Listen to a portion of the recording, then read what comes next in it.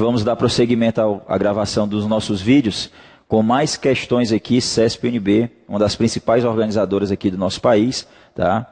E nós trouxemos aqui uma questãozinha sobre o Windows 7, tá?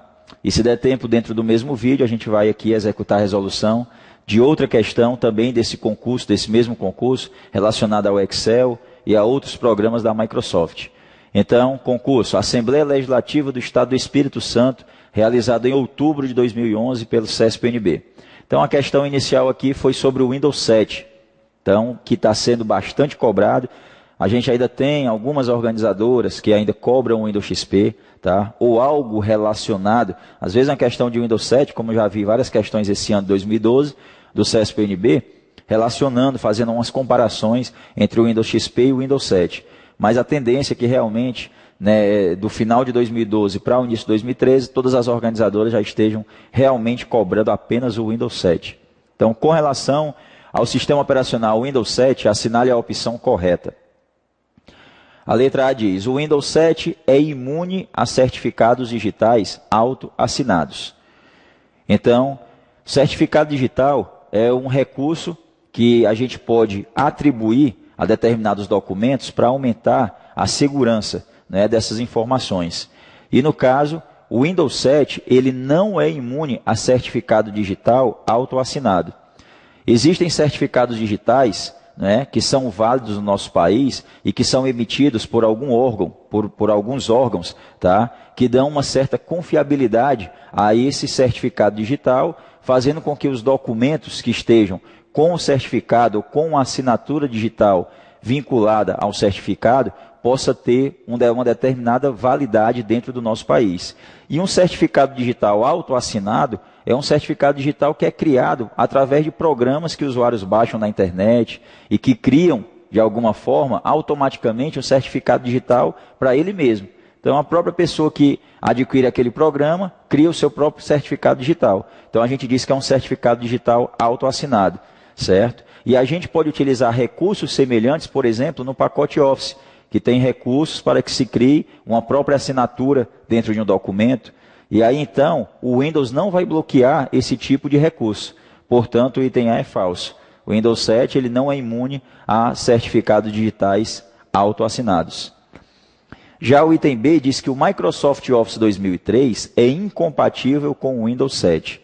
Então, veja bem, muitas pessoas que utilizam o Windows 7 já utilizam um pacote Office mais atual, como o 2007 ou até mesmo o 2010. Né? Então, o 2003, por exemplo, era muito utilizado na época que surgiu o Windows XP.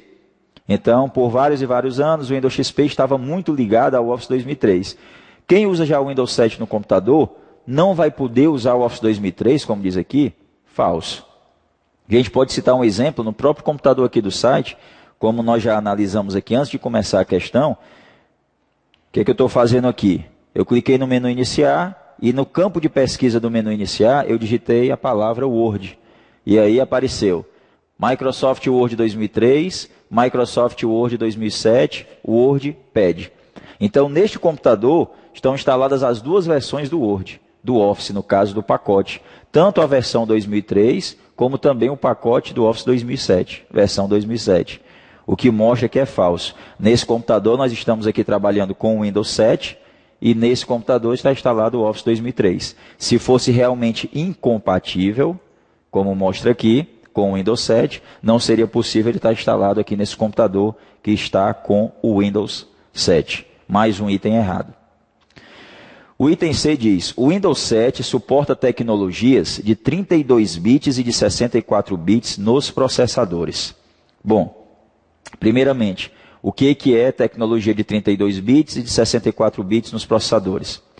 Quando você compra um computador, a arquitetura, a configuração, ela pode indicar que o processador é de 32 ou de 64 bits. E com isso, você pode decidir, com essa informação do processador que está no computador, qual tipo de sistema operacional você deseja utilizar, vai instalar no computador. Se é o de 32 bits, se é o de 64 bits.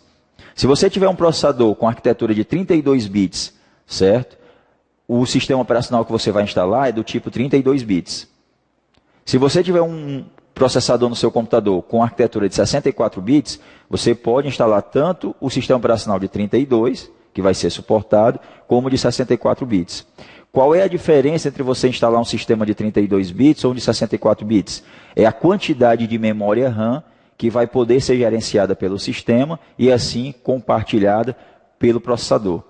Então, no sistema de 32 bits, o sistema operacional ele pode gerenciar pouco mais de 3 GB de memória RAM.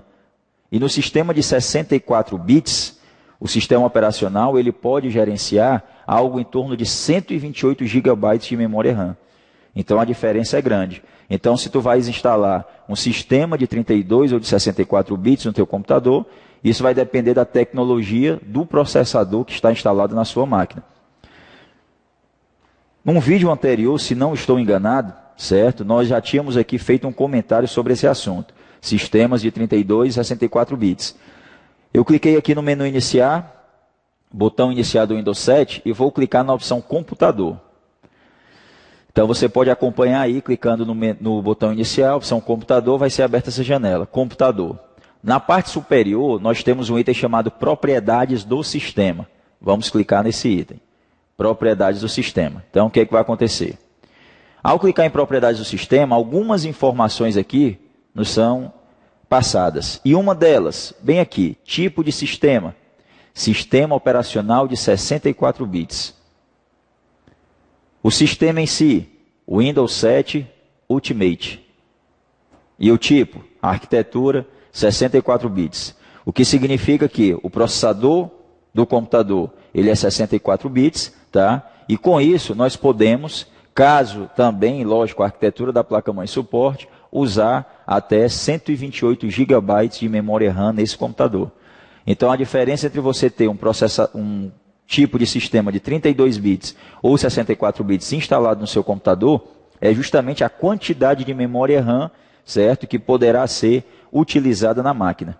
O de 64 bits, repito, muito mais do que o de 32, que o de 32 é pouco mais de 3 GB de memória RAM que nós podemos utilizar, tá? Ou que o sistema operacional vai permitir o compartilhamento por parte do processador, e o de 64 bits, mais de 100 GB.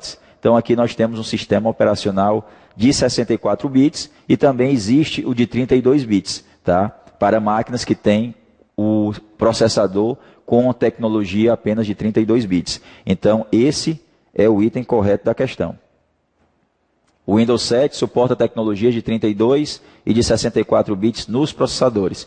Nós temos os dois tipos. Temos o sistema operacional Windows 7 de 32 e o de 64 bits. Esse é o item correto da questão. Se esse é o item C, vamos ver aqui que nós devemos ter mais um ou dois itens. D e E, então mais dois itens.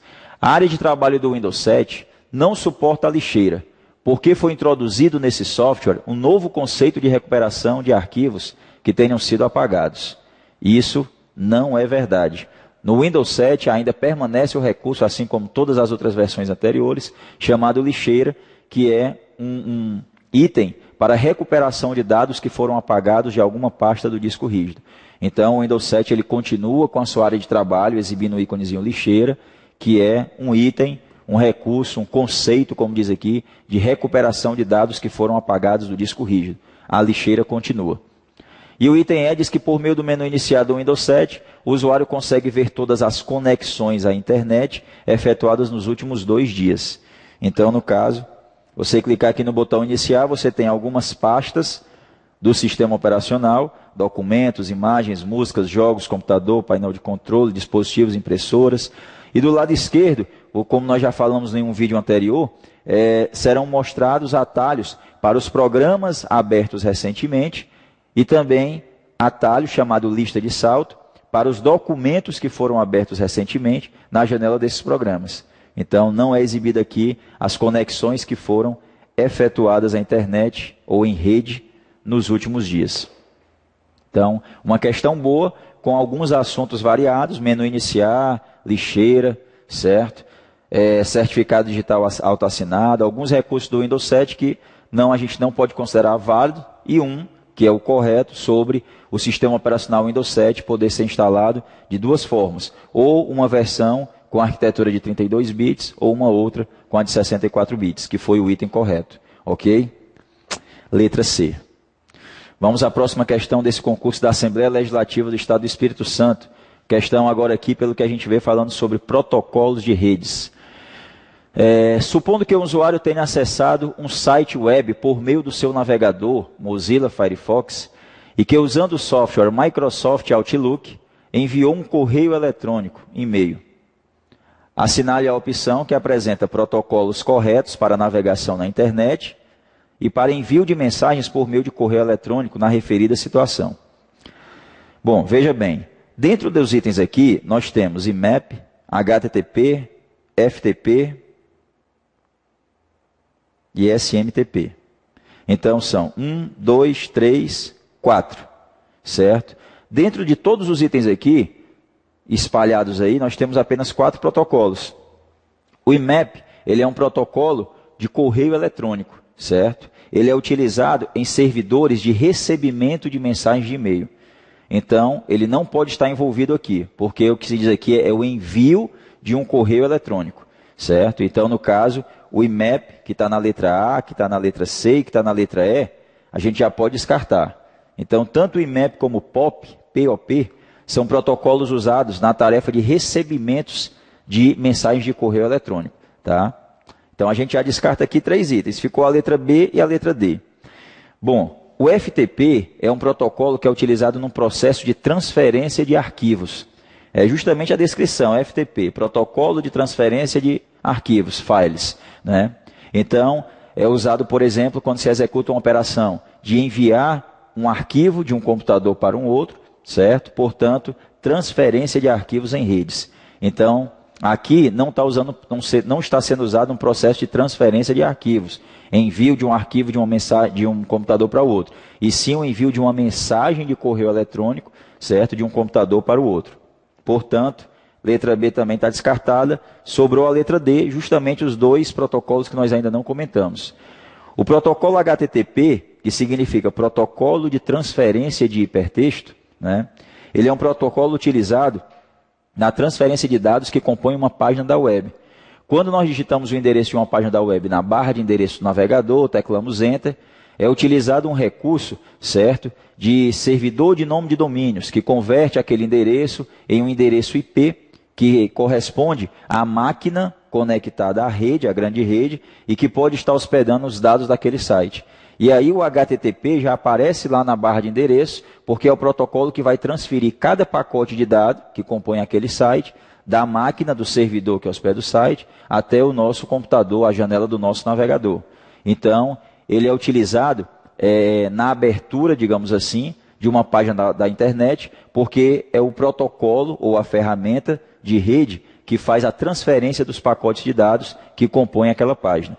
Tá? Então, quando se diz acessar um site da web por meio de um navegador como o Mozilla Firefox, um protocolo que a gente inclusive vê lá na barra de endereço, HTTP, ou às vezes, quando a gente tem que analisar se o site deve ter recursos de segurança, onde você vai digitar autenticações, nome de usuário, senha, aparece o Szinho lá de protocolo de transferência de hipertexto com segurança, utilizando recursos de segurança.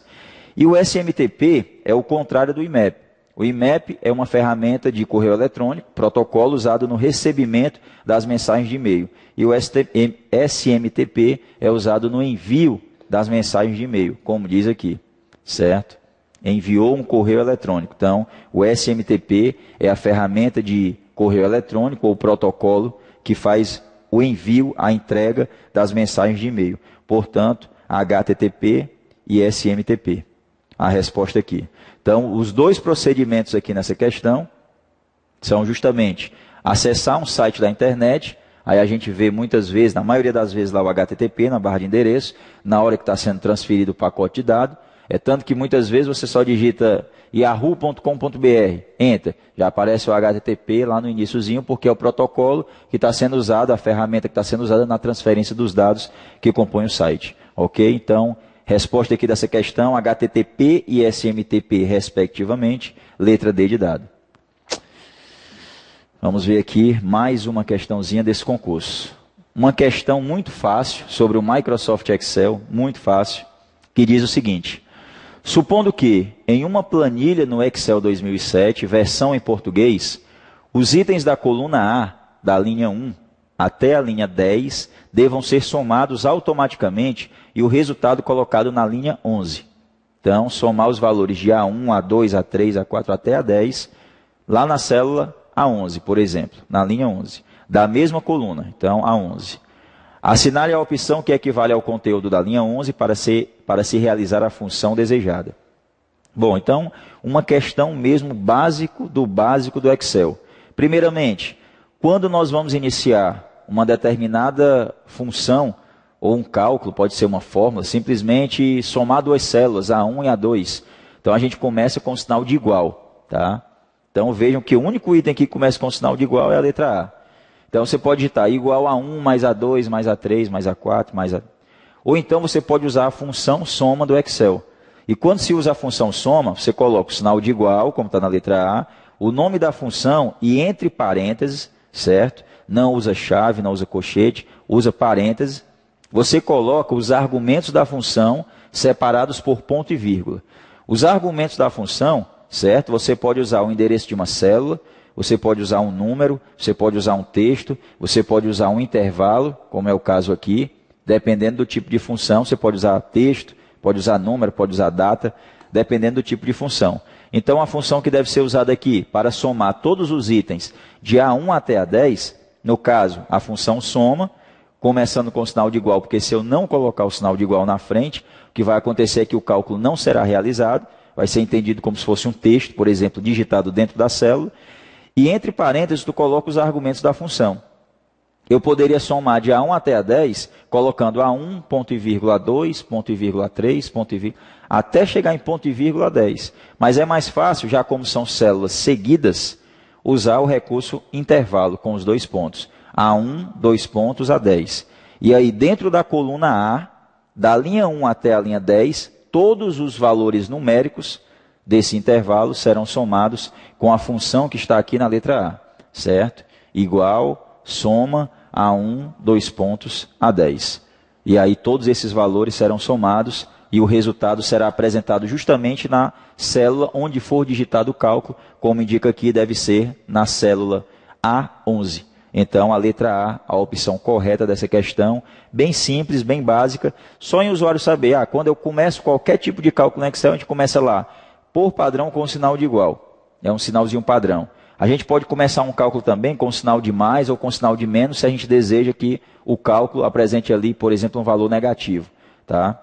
Mas no caso aqui, onde tem mais, soma, aí depois vem o igual, aí depois vem colchete, quer dizer, a estrutura do cálculo totalmente errada. Portanto, letra A, a opção correta dessa questão. Nós ainda temos aqui outras questões, mas vamos ter aqui, por um motivo de horário, encerrar esse vídeo, tá? Mas temos outras questões desse concurso da Assembleia Legislativa do Espírito Santo, realizado agora no ano passado pelo CESP, mas a gente volta em outra oportunidade, em outro vídeo, para dar continuidade aqui à resolução dessas questões aí, CESP.